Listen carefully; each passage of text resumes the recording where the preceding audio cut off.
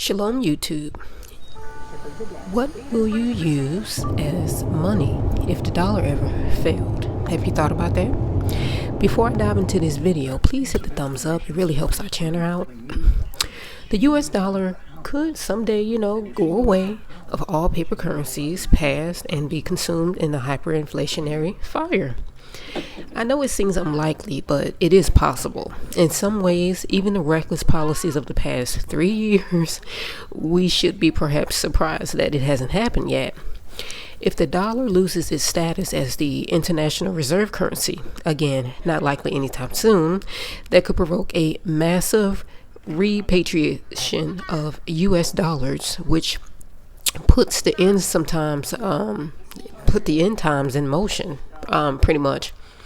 For many years now, the U.S. has benefited from the export of its dangerous policies, but in a globe no longer dominated by the dollar, the cost would be quickly and painfully felt at home. But these two scenarios are not the only beckoning threats. What if, under intensified digital surveillance and a central bank digital currency, your ability to spend your own money, whether to get food, pay your rent, or flee the country, comes to be severely circumscribed? What will you do then? This is worth thinking about right now because the critical question is, are there alternatives available out there that can perform a monetary function domestically that are untied from the dollar itself? I think you know the answer to this. The most obvious example is precious metals, silver and gold in particular. The other day, someone gave me a roll of old dimes, which was wonderful, a great reminder of a time when money was independent of state control. Now, a dime in those days was worth its value not due to the government stamp, but to its actual value in specie. Today, we cannot even imagine such a thing. Gradually, over many decades, the foundations of the dollar was removed, leaving nothing but paper and a memory of what once did. Many people at the time predicted complete collapse, but they underestimated the power of the price system and an entrance habit. You see, once money gets going, it benefits from the network effect and retains its purchasing power. Now, the dollar has been a powerful currency even without spacey backing. Even now, in a event of a widespread failure of money, silver has marketability, and it would likely be accepted by many, perhaps not the utilities or the airlines, but surely farmers markets and other small vendors. Obtaining a few bags of silver dimes does indeed seem like a very good idea these days. Because again, if the money failed, what other alternative would you use? Leave a comment below. Let me know. Maybe I can learn something from you. Gold is also a great alternative, but its high value market makes transaction in it rather awkward. And it is still the best safe haven right now globally, which is why central banks are hoarding it. If all else fails, gold will always be there, and as well as silver. Gold and silver both are Yudhe Yahweh's money, as Haggai 2 verse 8 tells us, and gold and silver has been around for over 6,000 years. And this brings to mind an interesting thing to consider. Utah, there is a private company in Utah, and they are using Goldback dominate, currencies, I guess you can say. Now, I'll give you an example. It comes in 5 denominations, which is 1 and 100 troy ounce of gold, 5, which is 1 and 200 troy ounce of gold, and 10, which is 1 and 100 troy ounce of gold, and then 25, which is 1 and 40th troy ounce of gold, and 50, which is 1/20 troy ounces of gold. I don't know how long these things will last, but there are companies out there selling them right now, and I mean, it's doing pretty well.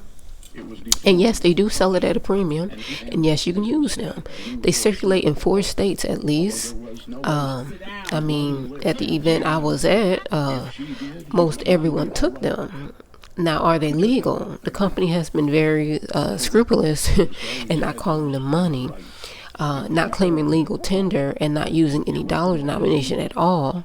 There is absolutely nothing illegal about flattening and laminating gold and putting a number on it. It's just a hobby, you know, when you really think about it. There's nothing about this risky and or any legal issues anyway. And at the same time, you do gotta laugh because when you go to the bank these days, it's hard to get your own money out, you know. I mean, it's not your money, pretty much is what they tell you when you can't take your own money out. And so, in any case, the value of gold and silver have been rising since the day of creation. Let's just put it like that. To be sure, Goldback is money. It's not money for now, and it's not an official sense, but it does function more like script. And script is more like a coupon, a stand-in for money with limited uses. And the old factory towns used to issue these in lieu of wages, and workers could spend them at the stores owned by the user. And these are the Goldbacks that I'm talking about. It's not a lot to it, but okay. In most prisons, something emerges as money so that people don't constantly have to barter. It could be cigarettes, canned fish, soup packets, salt, or whatever.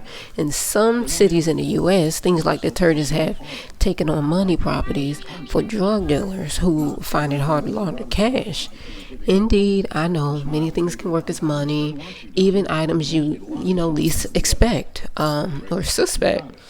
It could be it could be candy bars or oil cans. The market finds a way regardless.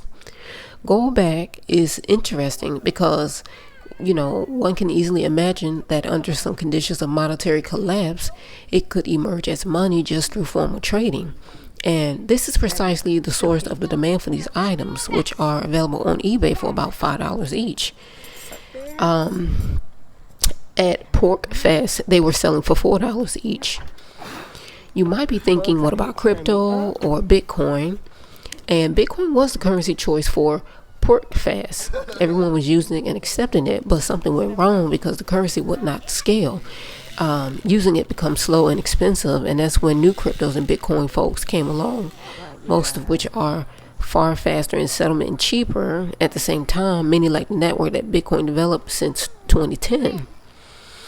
It's one of the tragedies of our age that Bitcoin was throttled early on in its scaling, and adoption came to a screeching halt sometime around 2016.